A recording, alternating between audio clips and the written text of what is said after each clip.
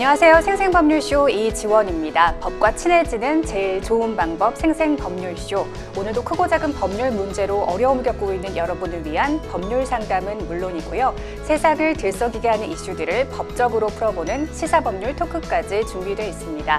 법률과 관련해 궁금한 내용이 있으신 분들은 상담 전화 02557-8295번으로 연락 주시거나 법률방송 홈페이지 접속 후 법률상담 게시판에 문의 남겨주시기 바랍니다. 그리고 아래 하단에 보이는 이메일로도 상담 문의 받고 있습니다. 각 분야 전문 변호사가 무료로 성심성의껏 상담을 드리니까요. 많은 참여 바랍니다. 네, 지금 이 방송은 유튜브를 통해서도 실시간으로 함께 방송되고 있으니까요. 많은 시청 부탁드리고요. 유튜브를 통한 소통의 창구도 활짝 열어두겠습니다. 그럼 오늘 도움 주실 변호사님 소개해드리겠습니다. 법무법인 청신파트너스의 권윤주 변호사님 자리하셨습니다. 어서 오세요. 안녕하세요. 법무법인 청신파트너스의 권윤주 변호사입니다. 네, 오늘도 억울하고 답답한 분들에게 명쾌상쾌 통쾌한 상담, 유익한 상담 해주시길 기대해 보겠습니다. 생생법률쇼, 그럼 오늘 접수된 상담 미리 살펴볼까요? 양육비 증액이 필요해요. 주식 리딩방 사기를 당했어요. 옆 가게 공사로 누수가 발생했어요. 아버지의 유언과 수상한 동생. 이렇게 다양한 분야의 상담이 접수되어 있습니다. 잠시 후 변호사님과 함께 속 시원한 해결책을 찾아보도록 하겠습니다. 시청자 여러분께서도 어떤 해결책이 제시가 될지 계속해서 함께 지켜봐 주시기 바랍니다. 네, 생생법률쇼 시청자 여러분이 법과 친해지길 바라면서 법적인 상식을 유익하게 설명해 주는 시간이죠. 수요일에는 변호사가 알려주는 실전 소송 팁 을지로 시간입니다. 을들이 알아야 할 법 을지로 변호사님 오늘 알려주실 내용은 뭔가요? 네, 오늘은 미성년 자녀를 두신 부모님들이 가장 중요하게 생각하는 부분 중에 재산 분할 청구 외의 이 부분, 즉 양육권이 가장 중요한데요. 네. 이혼 사건 상담을 할 때 가장 많이 질문하시는 부분, 이 양육권 소송에 대해서 설명해 드리겠습니다. 네, 양육권과 함께 많이 혼동하시는 개념이 바로 친권인데요. 변호사님, 이 친권과 양육권 어떤 차이가 있는지 자세히 짚어주시죠. 네, 친권이라는 것은 부모가 미성년 자녀에 대해서 가지는 신분과 재산상에 대한 모든 권리와 의무라는 어떤 통칭적인 권리를 의미하고요. 양육권이라는 것은 현실적으로 실제 미성년자를 양육하는 그러한 현실적인 권리를 말합니다. 그런데 친권이라는 것이 말씀드렸다시피 자녀에 대한 어떤 실제적인 신분과 재산에 대한 모든 것을 포괄하는 좀 더 큰 추상적이고 큰 개념이거든요. 네. 그래서 양육권보다는 친권이 포괄적이고 그리고 이제 친권이라는 개념과 양육권이 무슨 차이가 있냐라고 많이 물어보시는데요. 과거에는 친권자, 양육자를 나눠서 지정하는 경우도 많이 있었습니다. 뭐 예컨대 아버지에게는 친권을 주고 어머니에게는 양육권을 주고 이런 방식으로도 많이 진행을 했었는데요. 네네. 이렇게 각각 다르게 지정이 되면 친권의 효력은 실제 양육하는 양육친에 비해서 제한이 되게 됩니다. 그래서 그 부분을 제외한 나머지에 대해서만 친권이 미치게 되는데요. 이 부분에 대해 최근에는 이렇게 친권자와 양육권자를 나눠서 하면 어떤 한 가지 의사결정을 할 때 또 법적으로 뭐 전학을 간다든가 하는 어떤 법적인 절차가 공식적으로 필요할 때 이 두 이혼한 배우자 간에 서로 협의를 하는 것이 사실은 대단히 어렵지 않습니까? 네, 번거로울 것 같아요. 네, 그래서 네. 이런 부분이 과연 아이의 성장과 복리에 도움이 되냐라는 지점에서 한쪽으로 몰아서 공동으로 친권과 양육권을 나눠서 하지 않고 한쪽의 양육자가 친권까지 모두 갖도록 하는 것이 현재의 실무 경향입니다. 네, 그럼 이혼 전에 부부 쌍방 간에 양육권에 대한 합의가 잘 이루어지지 않는다면 어떻게 해야 될까요? 네, 일단 협의 이혼 절차라는 것은 양쪽에서 협의해서 이혼하겠다라는 이혼 의사의 합치는 있어야 되고요. 네. 미성년 자녀가 있는 부부의 경우에는 이혼 의사 합치 플러스 자녀 양육에 대한 양육권, 양육비, 면접 교선에 대한 중요 사항을 합의가 돼야만 협의 이혼의 성립을 갖추는 요건이 됩니다. 그래서 이 부분에 대해서 협의가 되지 않으면 가정법원에서 그 방금 말씀드린 양육권에 대한 사항을 별도의 심판 결정을 받아서 결정문을 첨부해야만 협의 이혼이 성립이 됩니다. 그래서 현재 상태에서는 미성년 자녀에 대한 양육권이 협의가 이루어지지 않았다면 협의 이혼은 불가능합니다. 네, 요즘 좀 인기 있는 드라마를 통해서도 우리가 접해볼 수 있었는데 부부 쌍방이 양육권 소송을 통해서 서로 양육권을 갖고자 한다면 일단 뭐부터 진행하면 좋을까요? 네, 일단 양육권을 원하는 사람이 협의에 의해서 뭐 남편이 아내에게 양보를 한다든가 해서 된다면 정말 좋겠죠. 네. 그런데 양쪽이 다 내가 양육권자가 되고 싶다라고 한다면 할 수 없이 아까 말씀드린 대로 협의가 안 된 경우에는 심판 청구라는 법 절차를 거쳐야 됩니다. 네네. 그래서 이제 소장이라고 볼 수 있는 심판 청구서를 법원에 제출하셔야 되고요. 이 심판 청구서 소장에 대해서는 이제 내가 왜 양육권자가 되어야 하는지에 대한 이유나 그 부분에 대한 어떤 증빙 자료와 근거를 첨부해서 소장을 제출하셔야 되고, 법원에 이 소장이 들어가게 되면 법원에서는 실제로 이 소장을 상대방 배우자에게 송달을 하게 됩니다. 네. 그래서 우편으로 이 송달을 하게 되면 상대방 배우자가 이것을 받은 날로부터 30일 내에 답변서를 제출해야 됩니다. 그래서 물론 이 답변서에 대해서 자기도 양육자가 되고 싶기 때문에 이제 이 부분을 기각해 달라는 취지로 반대하는 내용을 장황하게 쓰고 근거를 붙여서 답변서를 제출해야 되고요. 이 과정에서 양쪽 다 변호사를 선임하셔도 되고 안 하셔도 되고 그건 선택입니다. 그래서 이제 양쪽의 입장이 들어온 다음에 법원에서는 이 부분을 조정의 여지가 내용상 많이 있다. 뭐 예컨대 저희가 소장이나 답변서 자체에다가도 이 부분은 좀 근접해 있기 때문에 조정을 원합니다라고 쓰기도 합니다. 그래서 조정을 한다라고 내용이 있든 없든 조정이 좀 필요성이 높다거나 가능성이 높으면 가정법원에서 일단 1차적으로 조정을 좀 해봐라 이렇게 하는 것이 좀 실무 경향입니다. 네. 예, 그래서 소장이 들어가고 상대방 입장이 나온 다음에는 한 2, 3개월 있다가 조정 절차를 잡아주는 것이 보통인데요. 조정 기일에 가셔서 마찬가지로 또 법원 안에 있는 조정실에서 만나가지고 서로 협의를 합니다. 그래서 그때 협의가 되면 당연히 거기서 끝나는 것이고, 협의가 안 되면 다시 정식 재판 절차로 넘어오게 되고요. 정식 재판 절차로 넘어오면 아까 말씀드린 구체적으로 내가 왜 양육권자가 되어야 되는지에 대한 재판을 이제 열심히 진행하고 수행하고 자료를 제출하고 이 모든 절차를 진행하셔야 되고, 가사 조사의 필요성이 있을 때는 조사관이 아이를 만나보기도 하고 가정에 파견되어 나가기도 해서 조사 보고서가 나옵니다. 그래서 이러한 이혼 소송과 매우 유사한 절차로 양육권에 대해서 누가 양육권자가 되고 양육비는 얼마를 줘야 되느냐, 이런 부분까지 전부 다 이제 조사 보고서도 올라오고 변론이 열리게 되면 이제 재판을 그것은 이제 상황에 따라 다른데요. 2번 할 수도 있고 3번 할 수도 있습니다. 그래서 그 결과를 다 거쳐서 결론에 있어서는 법원의 심판 결정을 받게 됩니다. 네.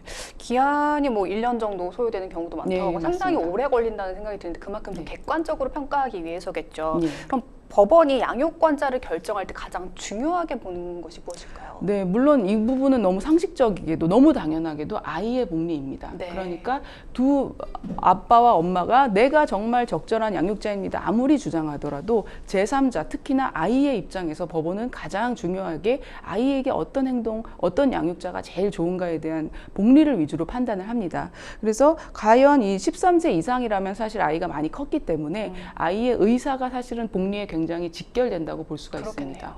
예, 그래서 가사 조사관 또는 법원의 절차를 통해서 아이의 의사를 제출하거나 아이의 의사가 직접적으로 확인이 된다면 그 확인된 양육권자가 지정되기가 굉장히 가능성이 높고요. 자녀의 의견이 무조건 100%는 아닙니다만 매우 중요한 영향을 미치고 있습니다. 네. 자녀를 키울 수 있는 환경, 즉 부모의 경제력도 법원의 중요한 판단 요소가 될 것 같은데요. 그렇다면 경제 활동을 전혀 하지 않는 전업주부의 입장은 어떨까 궁금해집니다. 전업주부는 양육권을 가질 수 없을까요? 아닙니다. 지금 실무적으로는 엄마, 즉 친모에게 양육권이 오는 경우가 사실은 더 많고요. 전업주부라 하더라도 당연히 양육권을 주장할 수 있고 가져올 수 있습니다. 이제 과거에는 남편들의 경제력을 위주로 해서 양육권자를 좀 더 경제력 위주로 기준을 좀 보기도 하고 그런 결정을 하기도 했는데요. 네. 지금에 와서는 전업주부라 하더라도 그것이 자녀의 복리에도 연관이 되고 자녀와 애착 관계도 충분히 형성돼 있고 또 양육비는 상대방으로부터 일부 지급받기도 하기 때문에요. 전업주부라 하더라도 양육권을 충분히 가져올 수가 있고, 결국은 자녀와 애착이 누가 더 강했고 누가 주 양육을 해왔고 누가 가장 아이에게 큰 복리에 중요한 요점이 되는가를 기준으로 판단을 하고 있습니다. 네. 그럼 한번 양육권자가 지정이 되면 변경은 아예 불가능한가요? 아닙니다. 변경이 가능한데요. 네. 근데 사실 이 부분은 법원에서 이미 한 번 양육권자를 협의를 통해서든 심판 결정을 통해서든 정했던 사안입니다. 그렇기 때문에 이것이 이미 현실적으로 지속된 상황이 꽤 길기 때문에 아이에게 아주 특별한 사정이 없는 한 대원칙은 사실 기본적으로 양육권자 웬만하면 변경하지 말자는 것이 대원칙입니다. 그런데 그것을 변경하는 신청하는 사유는 뭐 예컨대 면접 교섭을 해줄 의무가 있는데 이것을 사실 아이한테 굉장히 안 좋은 행동이지 않습니까? 그걸 어기는 거죠. 네. 자기가 주 양육자고 양육권자라는 이유로 아이와 연락도 차단하고 면접 교섭도 못하게 하고 네. 그러면 그 자체로 사실 법원이 보기에는 대단히 부적절한 양육권자입니다. 그리고 아이의 건강에 문제가 많이 생겼거나 아이에게 사실은 양육권자가 학대를 한다거나 하는 심각한 상황이 있을 수도 있습니다. 네. 또 이제 양육을 하던 사람이 소득이 감소한다던가 재혼을 한다던가 또 본인이 굉장히 건강이 악화돼서 아프다던가 상당히 예외적이고 반드시 변경해야만 한다라는 시선으로 누가 보더라도 그 정도는 돼야만 양육권자가 좀 변경이 되는 것 같습니다. 네, 양육권 다툼이 싫다면 양육권자를 공동으로 지정하는 것도 방법이 될 것 같은데요. 그런데 실제로 법원이 공동 양육권자를 인정해 주는 것은 매우 드물다면서요? 네, 아까 말씀드린 대로 공동 양육권자를 하면 뭐 원칙이나 법적으로 불가능한 건 아닌데요. 하게 되면 실제로 너무 서로 간에 연락해야 되고 협의해야 되고 좀 빈번한 연락이 문제겠군요. 네, 같이 그것을 하기에 좋은 사실 상태였으면 이혼에 이르지 않았을 거 아닙니까? 그렇겠네요. 그래서 이제 아이를 위해서 면접 교섭하느라 연락은 계속 하고 있었겠지만 아무리 그래도 이혼한 부부 사이에 끊임없이 서로 협의하게 하고 자녀에 대해서 상의하게 하는 것이 과연 좋은가에 대해서 법원은 좀 실무적으로 한쪽으로 몰아주는 경향이 있지만 또 뭐 사실은 부부간의 관계에 따라서 협력도 충분히 가능하고 그럴 수 있는 의사가 양쪽에도 아무 문제가 없다라는 어떤 사정이 충분히 설득될 수 있다면 법원도 그 부분에 대해서 충분히 인정할 가능성은 있습니다. 네, 이 이야기도 좀 해볼까요? 반려인구 1,500만 시대라고 할 정도로 반려동물 키우시는 부부들 정말 많습니다. 이분들에게는 반려동물이 정말 자식과도 같은 존재일 텐데요. 이혼을 하게 되면 이 반려동물에 대한 양육권 소송도 혹시 가능할까요? 네, 이제 반려동물을 저는 키우진 않는데요. 주변에서 네. 정말 많이 뭐 정말 반려동물의 장례식을 정말 거하게 사람 못지않게 치러주는 경우를 볼 정도로 이 반려동물이 과연 우리가 단순히 물건으로 취급할 수 있는가에 대한 지금 사회적 인식은 좀 많이 다른 것 같습니다. 네. 근데 이제 법원에서는 반려동물을 동물이나 재산을 이제 재산 분할의 일종으로 보고 있지 그것을 어떠한 양육권이라는 사람의 인격과 같이 높이 보호하고 있지는 않습니다. 그래서 재산 분할 대상으로서 이 반려견을 양쪽에 이혼할 때 어느 쪽으로 보내줘야 하느냐의 시선으로 바라보고 있다는 것이 내용이고요. 그 부분에 대해서 이제 사실 주장하기에 조금 좀 낯설긴 하지만 저도 어떤 반려견을 누구와 더 친했고 이 반려견 최초 입양의 경위라든가 반려견을 보호한 사람이나 더 희생하고 더 많이 정말 헌신한 반려견의 진짜 보호자가 돼야 할 사람이 누구인가에 대한 부분도 사실 중요한 부분이라면 적극적으로 다퉈야 됩니다. 반려동물도 사실 주 양육자가 있게 마련이거든요. 물론이죠. 네. 네. 자, 변호사님도 실무에서 양육권 관련 소송 많이 진행하실 텐데요. 기억에 남는 양육권 분쟁 사례가 있으신가요? 네, 좀 양육권 소송을 하다 보면 조금 슬픈 경우가 많이 있습니다. 네. 예컨대 아빠라고 해서 무조건 양육을 엄마한테 맡긴다? 사실 요즘 세태하고도 맞지 않거든요. 네. 그래서 아빠 쪽에서 양육권을 정말 원하고 간절히 원하고 아빠와 아이의 애착 관계도 좋고 사실 아이의 의사가 확인하기에 너무 어린 경우가 좀 많이 있습니다. 뭐 5세, 6세라든가 미취학 아동인 경우에 사실 법원에서 그러한 아빠의 좀 뜨거운 마음을 알면서도 부득이 지금 현실적으로 그래도 엄마한테 좀 더 우선권을 주고 있어서 되게 가슴이 아프고 또 그 양육권 주장을 할 때 사실 엄마를 좀 비난할 수밖에 없습니다. 논조에 있어서. 그래서 엄마가 뭐 술을 먹고 너무 일주일에 여러 번 집에 뭐 늦게 들어온다든가 뭐 너무 게을러서 가사일이 뭐 집안이 엉망이라든가 이런 주장을 많이 하고 많이 다투는데요. 결론에 있어서 양육권을 아버지가 가져오지 못하는 경우가 좀 많이 있어서 그 소송을 하면 너무 서글퍼지고 그리고 또 하나는 이제 남편 쪽에서 아이를 원하고 또 남편이 이혼하게 된 사유가 와이프의 외도였습니다. 그런데 외도한 와이프가 사실은 아이까지도 데려가지 않겠다는 입장을 보이니까 양육권을 다툴 필요도 없이 아빠가 당연히 데려오게 되는데 그런 부분도 법원에서 이렇게 명확하게 얘기는 안 하지만 좀 좋지 않은 시선으로 보는 것 같습니다. 부모 둘 다 양육권을 거부하는 사례도 많다면서요? 간혹 있습니다. 네. 제가 경험한 걸로 그렇게 많은 비율은 아니지만 접하기는 합니다. 네. 이혼 후 자녀의 양육 문제는 부모 모두에게 중요한 사안일 텐데요. 오늘 알려드린 내용을 바탕으로 현명하게 대응하시길 바라겠습니다. 을들이 알아야 할 법 을지로 다음 시간도 기대해 주시길 바랍니다. 여러분은 지금 생생법률쇼와 함께하고 계십니다.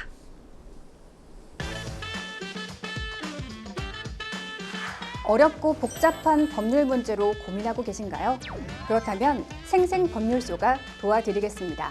생생법률쇼에선 민사, 형사, 가사 등 각 분야 전문 변호사들이 매년 800여 건의 법률 문제를 속 시원하게 해결해 드리고 있는데요.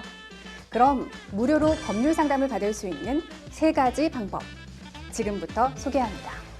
첫째, 02-557-8295번으로 전화해 법률 상담 신청을 한다. 둘째, 법률방송 홈페이지에 접속해 법률 상담 게시판에 사연을 올린다. 셋째, 지금 화면에 나오고 있는 이메일 주소로 사연과 연락처를 보낸다. 속 시원한 법률 상담 프로그램 생생법률쇼. 지금 바로 상담 신청하세요.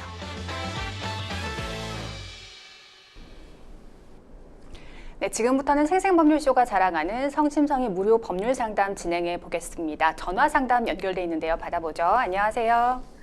네, 안녕하세요. 네, 어떤 점이 궁금해서 연락 주셨나요? 네, 우선 저는 지금 소송 대리인 없이 변호인 없이 지금 심판 청구 양육비 변경 심판 청구를 진행하고 있고요. 네. 이런 상황에서 제게 혼자 하고 있는데 이런 기회를 주셔서 일단 너무 감사합니다. 네. 네, 저는 2018년 4월에 2년여간의 소송으로 이혼 판결을 받았고요. 네네. 당시 저희 아이는 만 6세, 만 10세 남자아이고요. 네네. 그리고 판결 결론은 친권하고 양육권은 제가 갖게 됐고, 그리고 각 아이당 125만 원씩 250만 원 양육비 지급 네. 결론이 난 상황이고요.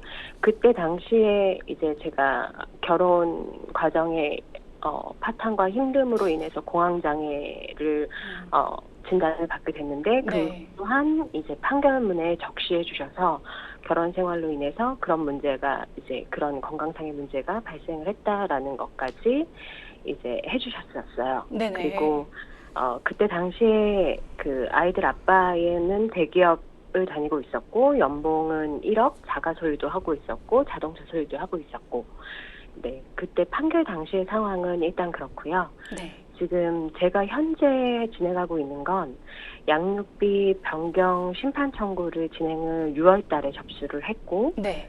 그리고 7월 말에 그쪽에서 상대방에서 변호사 선임을 하면서 추후 답변서를 제출을 했는데 일단 아무 내용 없이 다 기각한다는 내용이었고요.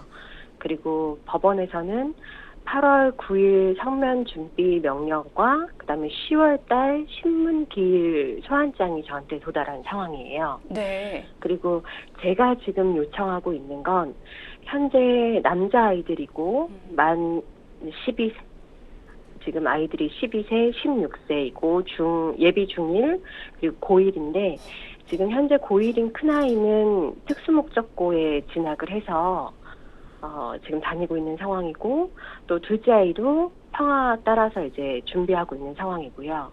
그리고 이혼 후에 큰아이가 아나필락시스가 이제 발현이 돼서 네. 그로 인해서 병원 치료도 받고 있고, 또 제가 계속 근로를 하고 있었는데 이제 공황장애가 재발이 되면서 그로 인해서 이제 근로 환경이 제한이 돼서 현재는 이제 쉬고 있는 상황이에요. 네. 그리고 퇴사 이후에 작년에 차상위 대상자로 선정이 되면서 제가 금전적으로 조금 어려운 상황이다 보니 아이들을 양육하는 데 있어서 첫째 아이도 이제 특목고에 진학을 본인이 할 만큼 의지도 있고 또 이제 하고 싶은 것도 많고, 둘째 아이도 지켜야 될 것들이 많은데 또 건강상의 문제들도 있는데 솔직히 지금 현재 너무 어려운 상황이라 제가 스스로 변호사 선임을 할 비용이 없기 때문에 네, 스스로 이제 심판 청구를 해놓은 상황입니다. 네. 이혼 후 친권 양육권자로 양육비를 지원받고 계시는데 아이들이 성장하면서 뭐 병원비도 그렇고 뭐 교육비도 그렇고 뭔가 좀 경제적으로 부담이 커지신 상황인 것 같아요. 양육비 변경이 가능한지 문의 주셨습니다. 옆에 권윤주 변호사님 나와 계신데요. 자세한 상담 받아보겠습니다. 네, 안녕하세요. 네, 안녕하십니까. 네. 제가 몇 가지 여쭤보겠습니다. 네. 지금 2018년도 이혼하셨고 그때 한 명당 125만 원씩 지금 총액 250만 원 결정 받아서 현재까지 혹시 잘 받고 문제 없이 뭐 연체된다거나 미지급 받거나 그런 적은 없으셨어요? 네, 그런 적은 없었습니다. 아, 네, 너무 다행입니다. 그 2018년 기준으로 자녀 나이를 고려하면 두 분의 부부 합산 소득 구간이 좀 높게 잡힌 것 같습니다. 당시에 남편분하고 우리 선생님 소득, 합산 소득이 월 기준으로 한 1,000만 원 이상 기준으로 되셨었나요? 저는 일단 저도 대기업을 다녔었는데 예, 저는 육아로 인한 퇴사를 한 상황이었고요. 예, 그리고 아이들 아빠는 여전히 대기업에서 이제 예. 연봉 1억 정도를 한 상황이었는데 이때 음. 특이한 상황이 뭐였냐면 예, 양육비를 법원에서 높게 청구를 했었어요. 네. 이혼 소송 기간이 2년 정도 되다 보니까. 예. 근데 그거에 대해서 항소를 했다가 기각한 예, 일이 예. 있었고요. 네. 이게 제가 혼자 양육비 변경 심판 청구를 하다 보니까 예. 이게 양육비 소송은 많은데 양육비 변경 심판 청구가 어떻게 진행이 되고 아, 또 그 과정에서 이제 저는 신문기일이 예, 이제 신문기일, 나온 예. 상황이잖아요. 네. 네네. 그 신문기일 때 도대체 무엇을 하는지에 대한 정보가 너무 없어서 아. 답답해요, 변호사님. 아, 네네. 네. 그러면 선생님 제가 몇 가지 질문이 좀 더 있어서 그 현재 남편분의 소득은 지금 직장 계속 동일하게 다니신다고 가정하면 제 생각에도 8년 뭐 6년 정도 지났기 때문에 많이 네. 소득은 상승하셨을 것 같고요. 그때도 네. 이미 좀 상승된 높은 임금이셨고 네. 그래서 그때 양육비 기준 표 기준으로도 좀 그 보수 구간은 두 분의 부부 합산 소득 구간은 좀 높았던 것 같습니다. 그런데 네. 우리 선생님 그 소득 활동은 몇 년 지금 중단되신 거는 몇 년 정도세요? 언제 중단되고 현재까지 지속 중이세요? 작년 초에 예. 이제 공황장애로 인해서 퇴사를 하게 된 거고 아, 그러면 그때부터 예. 이제 치료를 다시 받게 되면서 예. 네, 차상위가 된 거예요. 아, 그럼 선생님이 그 전에는 지금 한 근속 기간이 얼만큼 된 다음에 퇴사하신 건가요? 한 대략? 1년 한 3년 정도 이제 일을 했었는데요. 예. 그것도 이제 계속 지속적으로 3년을 하진 못했고 예. 회사를 왜냐면 그때는 어렸기 때문에 네. 회사를 한 3군데를 1년에 한 번씩 변경을 하게 됐고요. 아, 예, 예. 그때 받았던 소득 증명서는 다 법원에 일단 제출을 한 상황이고요. 예, 예. 그러면 지금 우리 선생님이 소득이 없으신 지가 좀 됐잖아요, 시간이. 네. 그러면 네. 남편분이 이제 월 양육비는 뭐 다행히 잘 주시니까 그러면 네. 그거 갖고 생활이 다 되세요? 아니면 생활비를 어떻게 마련하고 계세요? 일단 지금 제가 대출을 계속 사용을 하고 있었고요. 아, 예, 예. 네, 그래서 이제 솔직히 특목고를 간다고 했을 때도 예. 제가 그때는 벌이가 있었기 때문에 돈이 많이 들겠지만 예. 제가 하려고 했어요. 음. 전 남편한테 얘기 안 하고. 예. 근데 이런 사정이 되다 보니까 아이한테 들어가는 돈이 한 달에 뭐 한 3,400 정도 들어가고 예. 또 이제 둘째 아이도 공부를 꽤 잘하는 편이어서 둘째 아이한테도 들어가다 보니까 예. 네, 그런 부분 때문에 이제 청구를 하게 된 거고 저는 어. 계속 부채를 늘리면서 하고 있고 지금 보증금에서 또 이제 마이너스를 돼야 되는 상황이 되어서 대출이 계속되지 않잖아요. 예. 제가 또 무직이다 보니까 예, 예. 그래서 이사를 좀 보증금이 작은 곳으로 이사를 해서라도 예. 이제 아이들의 학비나 그런 생활비를 마련해야 되는 상황입니다. 그러시군요. 일단 지금 자가 소유는 아니시고 전세 보증금인데 월세, 네. 월세로 그마저도 현재 이제 너무나 생활비 충당이 안 돼서 작은 곳으로 차액을 이제 현금화 시켜서 그걸로 네네. 생활비를 쓰실 예정이다라는 얘기시고. 네, 아이들의 교육비로 이제 들어가야 되는 상황이에요. 네, 그러면 아이고 그 월 소득이 없으신 상황에서 네. 한 아이당 한 3,400 그 정도씩 총액이 네. 지금 한 600, 700, 800까지도 드는 네. 상황이신 것 같아요. 근데 네. 그게 지금 말씀하신 대부분의 그 비용의 구성 요소가 뭐 네. 교육비인가요? 사교육비? 아니면 어떤 생활비나 주거비인지 이 용도가 주로 교육비인 것 같아서요. 네, 맞아요. 교육비가 대부분이고 예. 아이들이 지금 너무 급격하게 성장을 하는 남자아이고 청소년기잖아요. 예. 그러다 보니까 식비도 많이 들고 또 둘째 아이가 그 초등학교 6학년인데 발 사이즈가 280이에요. 키가 많이 크겠네요. 이게 급격하게 크면서 근데 또 이 키는 안 커서 약간 성조숙증 이런 또 의료비도 네. 많이 나가시고. 네, 선생님, 그런 거 예, 좋습니다. 그러면 네네. 죄송합니다. 말씀 중에. 그러면 지금 심판 청구한 금액이 어떻게 되세요? 청구 금액이? 저 월 600만 원으로 일단 청구를 했고요. 예. 600만 원에 제가 이제 이 아이가 사교육을 이제 원래 영역으로 준비했었는데 특목고를 준비를 시작한 중1부터 지금까지 이제 제가 혼자 부담한 1억 원도 일시 지급을 신청을 일단은 했어요. 뭘 모르기 때문에. 근데 이제 그것도 인용이 될 수 있는지 없는지도 궁금한데 일단은 월 600에 그다음에 일시금으로 아직 1억 원 정도 제가 그동안에 혼자 부담한 비용 해서 그 두 가지를 신청을 해놓은 상황입니다. 알겠습니다. 제가 이제 몇 가지 말씀을 이제 설명을 좀 드리겠습니다.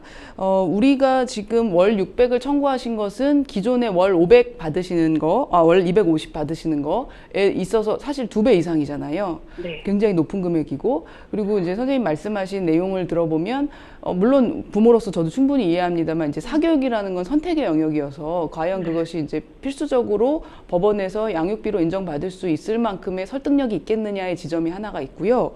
그다음에 증액 청구에 대해서 먼저 말씀을 드리면 1심 그 이혼 소송 하실 때 이미 그 양육비 산정 기준표 한번 보신 적 있으시죠? 네, 맞습니다. 그래서 이제 그 표 구간으로 이혼하실 땐 2018년도였고 현재는 21년 기준표가 아직까지 유효한 상태입니다. 그래서 그 21년 유효한 기준표 기준으로 우리 선생님의 자녀분들 나이하고 소득 구간을 남편분이 가장 대기업이니까 제일 높은 부부합산 소득 제일 높은 구간으로 계산을 해보면 일단 두 아이를 합쳐서 총액적으로 양육비가 600보다는 좀 적은 것이 현실입니다. 그런데 그 600만 원이 총액이라 하더라도 다시 부부가 한쪽이 이제 전혀 소득이 없는 분이라 하더라도 우리 법 체계는 일단 무직이든 소득이 없든 두 부부가 나눠서 양육비를 분담하게 되어 있습니다. 그래서 선생님이 총 600이라는 그 기준표가 뭐 정답은 아니지만 기준표 하에서 설명을 드리면 600 안에서 다시 남편분과 선생님 사이의 분담 비율로 금액이 깎일 수밖에 없는 구조입니다. 그래서 지금 총액적으로 250보다는 높아진다는 말씀은 상당히 설득력이 있다라는 게 제 의견이고, 다만 그것이 600이다라는 최대치, 그것도 분담 비율을 선생님 분담을 제로로 해서 0대 100으로 해서 상대방에게 100% 청구하는 것은 사실은 너무 이상적이고 제 생각에 거기까지는 좀 너무 과도한 청구일 것 같아서 법원에서 그 정도로 인정은 안 해줄 것으로 예상은 됩니다. 그래서 일단 그 부분은 사실은 알고 진행을 하셨을 것 같기도 하고요. 또 사실 남편분이 자녀 교육에 대해서 상당히 이해가 있다면 사실 대기업 다니시고 혼자 버는 돈에 대해서 자녀들한테 줄 충분히 의사도 있을 것 같아서 그 청구 자체가 부당하다는 말씀은 아니고 실제적으로 그것을 상대방이 부인하고 적극적으로 다투겠다라고 한다면 있을 수 있는 일을 말씀을 드린 것이고요. 이제 소득 구간에 대해서는 이제 우리가 남편분은 지금 소득이 얼만큼이다. 근데 우리 선생님은 소득이 제로다. 이 부분을 설득하는 문제가 좀 남아 있습니다. 왜냐하면 시간이 지났다는 거, 자녀가 이미 시간이 지나서 고1이 되고 중1이 됐다라는 거는 뭐 입증하지 않아도 법원도 아는 사실입니다. 그래서 그런 부분에 대해서 증액의 필요성까지는 충분히 납득이 되는데요. 그 다음으로 우리 선생님 주장처럼 선생님은 이제 소득이 없고 남편분은 소득이 확 올랐다. 이 지점은 상식적으로는 이해가 되지만 법원에게는 그것을 우리가 입증해줘야 되고 법원의 판단이 될 수 있도록 설득 자료를 내야 됩니다. 그래서 우리 선생님이 변호사 선임이 없다고 하셔서 제가 걱정되는 부분은 이러한 신문 기일을 앞두고 우리가 과연 뭘 해야 되느냐 이 지점인데요. 제가 이제 변호사를 선임을 만약에 하신다면 변호사를 통해서 도움 받으실 수 있는 부분이 바로 그런 부분입니다. 이제 남편분에 대한 정확한 재산, 우리가 사실 제대로 알지 못하고 선생님이 예컨대 뭐 소득 정도는 뭐 조회해서 아실 수도 있겠죠. 그런데 소득 외에 그 사이에 뭐 부동산 투자 수익이 발생했다거나 여러 더 많은 재산이 있을 수 있거든요. 단순 소득이 아니라.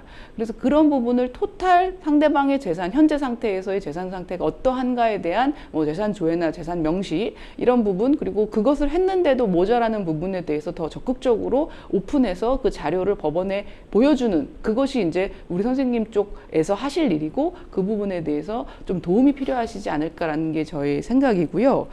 그래서 지금 증액 사유 자체는 말씀드린 대로 자녀의 성장에 필요한 교육비 증가나 아니면 아까 자녀분의 어떤 성장 치료 의료비라든가 많이 증액할 사유는 상당히 있어 보이는데 과연 우리 선생님의 소득이 없다는 지점도 뭐 공황장애 너무나 제가 잘 이해가 됩니다. 그런데 법원 시각에서는 제3자 시각에서는 우리 선생님도 젊으신 나이로 제가 추정이 되고 그렇다면 언제든 다시 새로운 일자리 적어도 어느 정도의 소득 수준을 올릴 수 있다라는 시선으로 바라보고 있을 겁니다. 그래서 선생님 소득에 대한 부분이 왜 어느 정도까지 내가 지금 경제적으로 어려운지에 대한 부분 설득력 있게 법원에 보여줘야 되는데 단순히 내가 진단서 있고 내가 이렇기 때문에 앞으로 소득 어렵습니다. 이렇게는 조금 그보단 더 나아가야 될 것 같습니다. 그래서 그런 부분을 좀 도움을 요청하셔야 될 것 같고요. 그다음에 이제 과거 양육비 설명을 조금 드리면요. 과거 양육비는 만약에 못 받으셨다면 청구 당연히 가능한데 250만 원으로 협의하신 게 있습니다. 그래서 협의하신 부분을 제가 여쭤본 것이 못 받은 것이 있냐라는 질문이었는데 그것이 없다면 이제 과거는 끝난 것이고 이제 앞으로 장래분에 대한 증액 청구만의 가능성은 있는데요.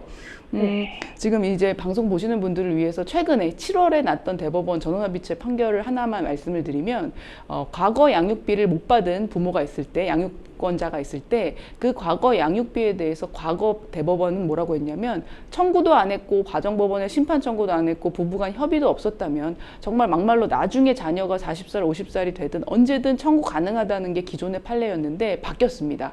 지금부터는 대법원 판례가 바뀌어서 자녀가 성인이 된 날로부터 10년 이내에 못 받은 과거 양육비 청구하라는 것이 대법원의 입장으로 바뀌었습니다.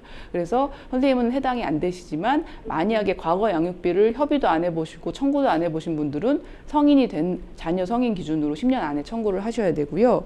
그 다음에 이제 선생님께서 지금부터 앞으로 진행하실 이 신문 기일에 있어서 법원이 이제 선생님한테 얼마만큼의 기회를 주고 얼마만큼의 도움을 줄 것이냐에 대한 지점인데요.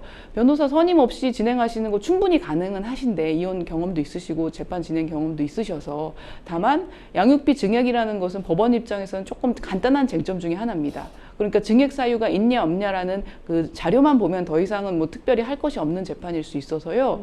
지금 신문기일 10월에 잡히신 것에 대해서 그냥 조금 편하게 법원에서 나를 좀 리드해 주겠지, 법원에서 조언해 주겠지, 혹은 주변의 조언을 받아서 좀 천천히 진행해야지 이런 생각보다는 10월 전에 조금 선임을 적극적으로 검토하시거나 선임이 어려우시다면 과연 나를 도와줄 수 있는 법률 전문가가 누가 있나. 왜냐하면 한 건 한 건마다 의견 드릴 수는 없기 때문에 아무래도 이 부분에 대해서 조금 비용을 들이시더라도 정확하게 진행하시는 것이 좋겠다는 겁니다. 왜냐하면 신문기일을 과연 2번, 3번 이상 선생님한테 막 가르치듯이 안내해 줄 법원이 있을까라는 부분이 제가 걱정이 조금 됩니다.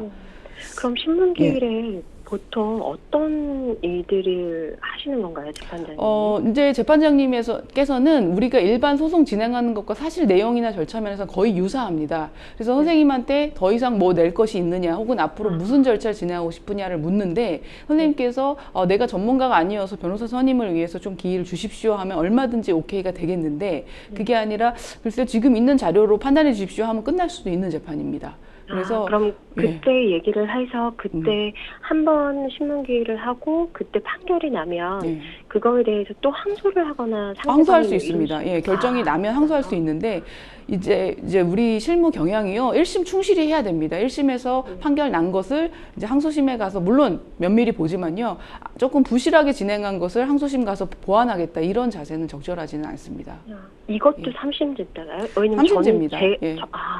저보다 그쪽에서 적극적으로 항소할 가능성이 높아서 말씀을 드릴 거고 제가 답변서에 그 상대방의 사실조회 청구를 했어요. 근데 그게 인용이 되나요? 뭐 그건 재판부에서 채택해주기 나름인데요. 상대방 소득이라는 거는 지금 이 재판에서는 확인 안 할 수 없는 쟁점입니다. 그래서 제 의견으로는 충분히 채택은 되실 텐데 형식적인 면에서 과연 그 사실조회가 제대로 쓰여졌고 그 결과를 가지고 판단의 자료로 쓸 수 있게 적절하게 양식이 잘 갖춰졌느냐 이 부분에 대해서는 그래서 이제 전문가 도움을 받으시면 그냥 한 번에 할 수 있는 일을 2번, 3번 나눠서 하지 않고 그렇게 하실 수 있을 것 같습니다. 그럼 사실조회 청구도 그 양식이 따로 있다는 거죠? 저처럼 그냥 이 서류 심판 청구서에 그냥 이렇게 해주세요라고 네네 안 됩니다. 별도 양식이 있습니다. 별도 양식이 있어요. 그러면 상대방의 재산을 제가 추정되는 걸 그 준비를 할 필요가 있는 건가요? 아, 네, 아니면 물론입니다. 준비를 아. 추정해서 내 생각엔 이러이러한 재산이 있을 수밖에 없다라는 부분 설득력 있게 주장하신 다음에 주장에 네. 맞춰서 그 자료를 취득하셔야 되는데 우리가 이혼한 배우자의 재산이나 자료를 알 수가 없기 때문에 법원을 그렇죠. 통해서 해야 됩니다. 그래서 네. 그러한 절차를 전문가의 도움을 받으시는 이유가 거기에 있습니다. 그럼 제가 되게 기본적인 질문인데 네네. 항상 성년이 되기 전날까지 지급하라고 되어 있어요. 네네. 양육비를. 근데 이 성년이 되기 전날까지가 보통 아이들이 고등학교를 졸업하고 대학교를 간다고 치면 네, 대학교를 갔을 때 생애 전날까지로 생각을 네, 하면 만 돼요. 20세 전날, 예. 그러면 보통 재수나 대학 등록금은 양육비랑은 별개인 거죠. 성인이 네. 된 때까지기 맞습니다. 때문에. 그 부분은 별개고 법적으로는 청구권은 있지 않습니다. 그러면 지금 면접 교섭에 관해서 6년 동안 굉장히 잘 이루어지고 있음에도 불구하고 상대방이 계속 면접 교섭이 뭐 이행이 안 됐다라고 얘기를 해요. 근데 그 이유는 뭐 아이가 이제 학원을 다니다 보니 주말에 학원에 갈 수밖에 없어서 몇 시간을 빼먹고 이런 것들에 대해서 계속 면접 교섭이 이루어지지 않았다라고 주장을 하는데 네. 이런 부분과 제 건강상의 이유와 제가 이런 심판 청구를 한 것들이 아이의 이제 뭐 양육권이나 친권에 영향을 줄 수 있을까요? 그 부분은 대단히 어려울 것 같습니다. 그러니까 우리 선생님이 양육권을 뺏긴다는 걱정까지는 안 하셔도 될 것 같은 것이 네. 뭐 일단 충분히 너무 오히려 선생님 대출까지 받아가면서 교육시키시고 이렇게 헌신적이신데 함부로 양육권 뺏을 수 없고요. 면접 교섭에 대한 부분도 선생님께서 뭐 자료가 있으시든 없으시든 충분히 뭐 그 부분에 대해서는 입증도 되실 것 같고 상대방 얘기에 대해서 허위인 부분도 다 적절하게 다 방어를 하셔야 되고 가만히 계시라는 뜻은 아닙니다. 뭐 안전하니까 무시하셔라 이런 뜻은 아니고 충분히 대응을 하시면 다 방어가 되실 것 같습니다. 그러면 아이가 좀 아빠하고의 이견이 너무 커서 예. 본인이 이제 한 달에 한 번밖에 못 나오는 상황인데 무조건 그 시기가 면접 교섭 시기면 무조건 와라. 이게 서울과 지방이기 때문에 이게 아이가 너무 괴로워해요. 예. 그래서 아이는 내가 진술서를 써서라도 이 면접 교섭에 관해서 내가 가능한 날 할 수 있게 해줄 수 있냐라는 질문을 저한테 하거든요. 네네. 그게 가능한가요? 이번에 만약에 지금 사건에서 양육비 청구기는 하지만 그 부분을 추가로 해서 법원에 이런 면접 교섭에 대한 변경을 청구한다라고 하면 법원에서 뭐 충분히 뭐 조정을 해주든 그 부분에 대해서 충분히 하실 수 있을 것 같습니다. 그럼 이 모든 부분들을 제가 심판 청구 신문 기일에 자료를 제출하면 되나요? 아니면 그 전에 서류로서 다시 한번 제출을 해야 되나요? 네, 모든 절차는 저희는 서류로 먼저 제출하는 게 원칙이고요. 왜냐하면 재판부가 변론 기일에 갔는데 막 얘기하면 당황하고 또 예측도 안 되는 내용에 대해서는 싫어합니다. 그래서 사전에 하셔야 되고 제 생각에는 우리 선생님 사안은 좀 변호사 도움을 받으시는 게 좋을 것 같습니다. 그럼 제가 한 가지만 더 여쭤볼게요. 제가 추가적으로 자료를 제출하고 싶으면 어떤 양식으로 제출을 하나요? 보통? 뭐 양식은 사실 상관은 없고요. 전자소송 사이트 이용 중이시면 뭐 준비서면 이름으로 하셔도 되고 이름이 중요하진 않습니다. 법원에서는 다 봅니다. 네, 알겠습니다. 네. 변호사님, 저는 너무 도움을 많이 받았습니다. 네, 오늘 전화 주셔서 저희가 더 감사드리고요. 중요한 건 상담자분 건강이니까 건강도 잘 챙기시고 앞으로 더 궁금하신 사항이 있으면 언제든 연락 주시기 바랍니다. 오늘 고맙습니다. 감사합니다. 네, 여러분은 지금 생생법률쇼와 함께하고 계십니다.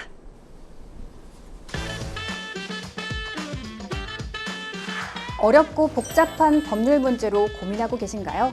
그렇다면 생생법률쇼가 도와드리겠습니다. 생생법률쇼에선 민사, 형사, 가사 등 각 분야 전문 변호사들이 매년 800여 건의 법률 문제를 속 시원하게 해결해 드리고 있는데요.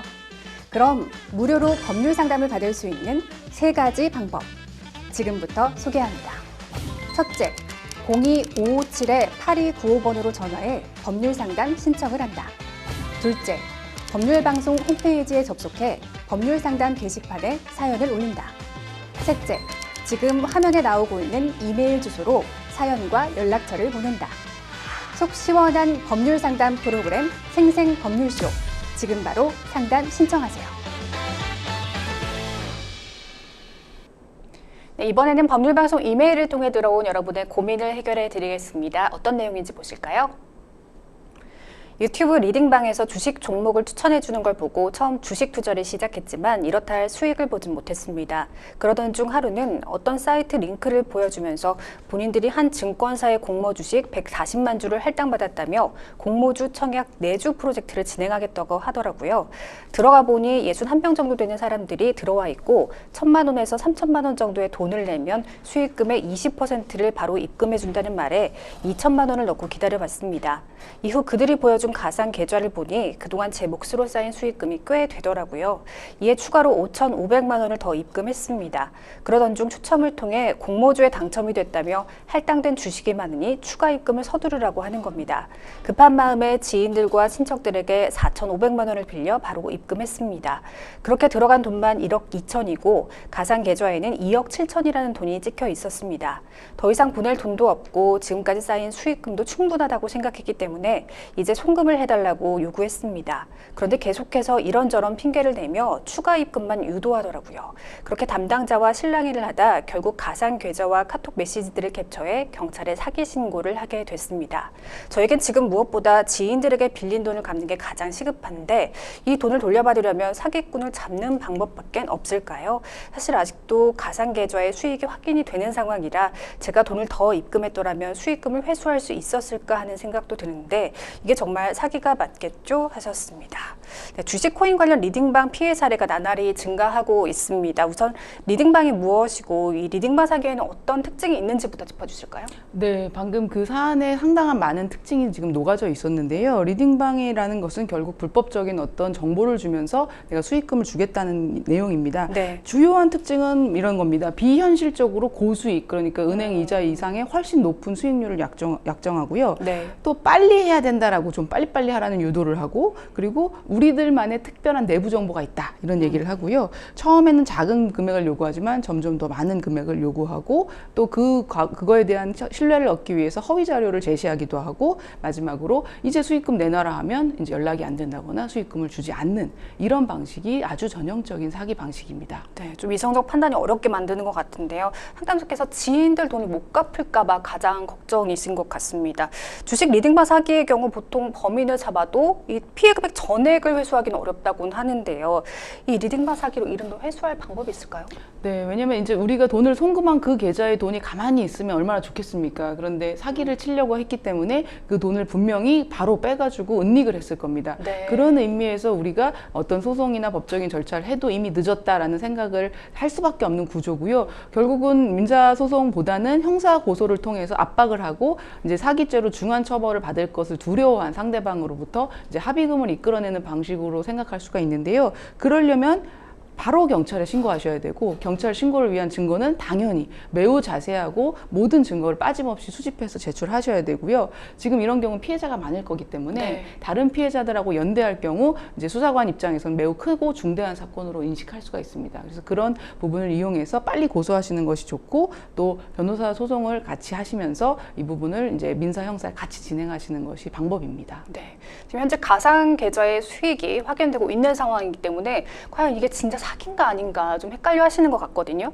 변호사님 보시기엔 어떠신가요? 이거는 뭐 전형적으로 사기일 가능성이 매우 높아 보입니다. 네. 왜냐하면 지금 가상 계좌에 어떤 금액이 있다라고 보여주는 것 자체도 위조된 화면이거나 허위 시스템일 가능성이 높아 보이는데요. 실제로 존재하지도 않는 어떠한 수익 시스템을 보여주는 행위가 기망으로 보이고, 우리 상담자님은 그것을 믿고 기망행위에 대한 신뢰를 가지고 돈을 재산 처분행위를 했습니다. 그래서 기망행위의 고의와 피해자의 재산 처분행위, 인과관계 전부 다 요건을 충족할 수 있는 사안으로 보입니다. 네, 제때 돈을 갚지 못한다면 이 채권자에게 가압류, 가처분 등의 추심을 당할 가능성도 있겠죠. 이를 막을 방법은 이 빚을 청산하는 방법밖에 없을까요? 네, 이제 상담자님이 자기가 원래 갖고 있던 여유 자금으로 하셨다면 좀 문제가 좀 심각하지 않았을 수도 있는데요. 좀 가슴이 빌려서, 아플, 네. 예, 그냥 거기 담겼을 텐데 빌려서 했다는 게 문제입니다. 그래서 채권자들이 많을 텐데 그 채권자들한테서 이제 내가 돈을 빌릴 때 혹시라도 내가 투자 리딩방에다 투자한다는 얘기가 아니라 다른 어떤 정당한 용도를 얘기해서 한다면 이분도 사기의 고소를 당하실 수도 있습니다. 오히려. 그래서 형사 고소의 문제도 있고 민사적으로 이 부분에 대해서 강제 집행 당연히 당하실 수 있기 때문에 자기 재산보다 상당히 많은 채무가 이미 채무 초과 상태에 넘어갔다면 개인회생이나 개인 파산 등으로 이 모든 개인의 재산을 처분할 수밖에 없는 그런 안타까운 사정으로 연결될 수밖에 없습니다. 네, 상담자를 위한 조언 짧게 부탁드릴게요. 네, 지금 이런 상황에 대해서 이제 막 자책하시는 분들이 많은데요. 일단 자책 이런 부분은 나중에 하시고요. 먼저 증거 수집하시고 경찰에 고소하시고 가장 빠르게 계좌에 돈이 설령 없더라도 가압류 가처분 하실 수 있는 거 다 하시고 법적으로 조치하시는 것이 방법입니다. 네. 자, 계속해서 법률방송 이메일을 통해 들어온 여러분의 고민을 해결해 드리겠습니다. 어떤 내용인지 보실까요? 스크린 골프장을 운영하고 있습니다. 몇 달 전 옆 가게 임차인이 바뀌면서 인테리어 공사를 한다고 미리 말을 하더라고요. 알겠다고 했는데 철거 공사 중에 누수가 발생했습니다. 누수량이 상당해서 저희 가게 스크린 골프 기계에 물이 젖었습니다. 손님들의 항의가 상당했고 사흘간 영업을 할 수 없는 상황까지 갔습니다. 스크린 골프 장비들이 가격이 꽤 비쌉니다. 기계에 탑재되어 있는 센서와 제어판 등이 물에 잠겼는데요. AS 기사가 오더니 일단 물기를 모두 제거하고 말려서 사용하라고 합니다. 하지만 부식된 부분이 있고 물에 잠겼었기 때문에 부품 수명이 짧아졌을 거라고 합니다. 교체를 자주 해줘야 한다는 건데요. 옆 가게 철거를 담당했던 공사업체와 임차인이 확인을 했고 합의를 하기로 했습니다. 근데 옆 가게 임차인이 피해 보상을 자꾸 미루는 겁니다. 본인도 가게 오픈한 지 얼마 안 돼서 정신도 없고 돈도 없다면서 공사업체와 얘기하라고 합니다. 공사업체는 임차인과 얘기하라고 하고요. 그렇게 피해 보상을 미루더니 결국 법대로 하라고 하더군요. 손해배상을 청구하려고 하는데 어떻게 하면 될까요? 제가 갖고 있는 증거는 누수 피해 당시 저희 가게 상황을 찍어둔 사진이 있고요. 상가 관리소장님과 스크린 골프 장비 AS 기사 그리고 저희 고객님들 몇몇이 증언을 해줄 수 있다고 하는데요. 이 정도면 충분히 피해 입증이 될까요? 피해 보상 금액은 기준이 따로 있는지 어느 정도 수준으로 책정해야 하는지 감이 안 잡힙니다. 도와주세요 하셨습니다. 상당한 피해를 입으신 걸로 보입니다. 참 이렇게 분쟁으로 이어지는 경우가 많죠. 네, 너무 많습니다. 네. 뭐 저희 소송 진행 중인 사건도 많고요. 이 인테리어 공사하다가 오래된 건물은 뭔가를 밸브를 건드리거나 어떤 그 배관을 건드리는 경우가 너무 많고 그로 인해서 밑에 집에서 입는 피해라는 건 사실은 상상하기 어려운 수준입니다. 그래서 소송도 많고 분쟁도 많은 사안입니다. 네, 이 옆가게 공사로 인한 누수로 손해를 봤다는 점을 증명해야 되는 게 관건일 것 같은데요. 이 상담자님께서 말씀하신 뭐 당시 피해 사진이나 뭐 증언들, 이 인과관계 증명에 도움이 될까요?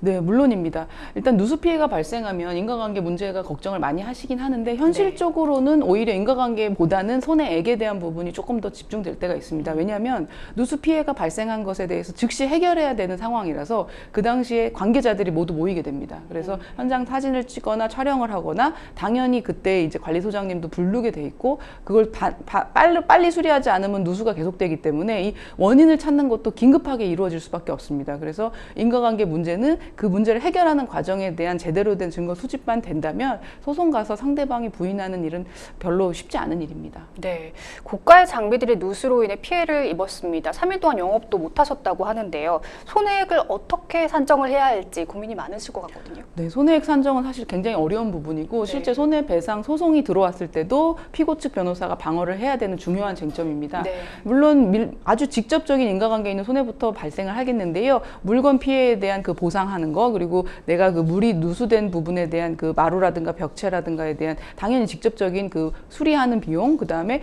그 지금 물건이 특수한 물건이긴 하지만 그 물건에 대한 다시 AS 받고 그리고 그걸로 영업하는 장소인 경우에는 영업 손실을 며칠을 쉬었고 혹은 그걸로 인해서 손해 매출이 하락하는 그러한 추이가 있다라는 것은 기존의 월 순수익과 이 변화 이후의 순수익을 비교해서 차익을 청구하는 방식으로도 주장을 할 수가 있고요. 그 외에도 뭐 간접으로 여러 가지 뭐 부수적으로 임시 물 제거하거나 잠깐 쉬는데 뭐 어떤 손님은 이용권 연장해달라 하는 식으로 손해액은 굉장히 산정할 수 있는 주장할 수 있는 요소는 매우 많이 있습니다. 네, 이렇듯 누수가 발생해서 손해를 봤을 때 손해배상 청구가 가능한 기한이 또 따로 있을까요? 네, 불법행위 손해배상 청구권에 대해서 민법에서 규정하고 있는데요. 네. 손해 및 그 피해와 가해자를 안 날로부터 3년 그리고 손해가 발생한 날로부터 10년 중에 하나 먼저라도 도래하면 기간이 끝납니다. 그래서 손해 발생 사실이 있은 날부터는 그냥 웬만하면 3년 이내에 무조건 한다라고 생각하셔야 되고, 그뿐만 아니라 이 누수라는 사실은 금방 증발될 수 있고 증인들도 나중에 기억 안 난다고 할 수 있어서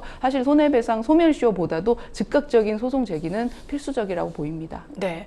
근데 가끔 보면 건설 면허 없이 진행하는 업체들이 좀 있습니다. 만약 상담자님이 손해배상을 청구할 이 공사업체가 면허가 없다면 상담자님에게 좀 불리한 부분도 있을 것 같아요. 네, 일단 이제 인테리어에 대해서는 소액인 경우에 면허가 없어도 되는 공사도 있기는 한데요. 이 사건이 어떤 건지는 알 수는 없지만 면허가 있는 업체라면 유리한 부분은 강제 집행을 할 때 그 공제조합이라든가 여러 가지에 대해서 우리가 실제 돈 받을 가능성이 높다라는 점이 중요한 점이고요. 면허가 있냐 없냐에 따라 이 누수 과실이 있냐 없냐에 직접 연관성은 없지만 면허 없는 업체가 공사를 했다. 이 지점은 상식적으로 좀 기술력이 많이 떨어지거나 능력이 안 될 가능성을 시사한다라고 보입니다. 그래서 면허가 있냐 없냐 이 부분은 면허가 있으면 좀 좋을 것 같습니다. 네. 그럼 상담자님께서 어떻게 이제 대응을 하셔야 될까요? 네, 이제 아까 잘 준비하신, 이미 증거가 잘 준비되신 그 증거 상태를 잘 보존하시고요. 손해액에 대한 주장과 입증을 잘 전문가를 통해서 도움을 받으셔서 법적으로 합의를 하시거나 합의가 안 되면 소재기를 하셔야 될 것 같습니다. 네. 자, 생생법률쇼 오늘도 마칠 시간이 다 됐습니다. 오늘 함께 해주신 권윤주 변호사님 고맙습니다. 네, 오늘 준비한 순서는 여기까지입니다. 시청해주신 여러분 고맙습니다.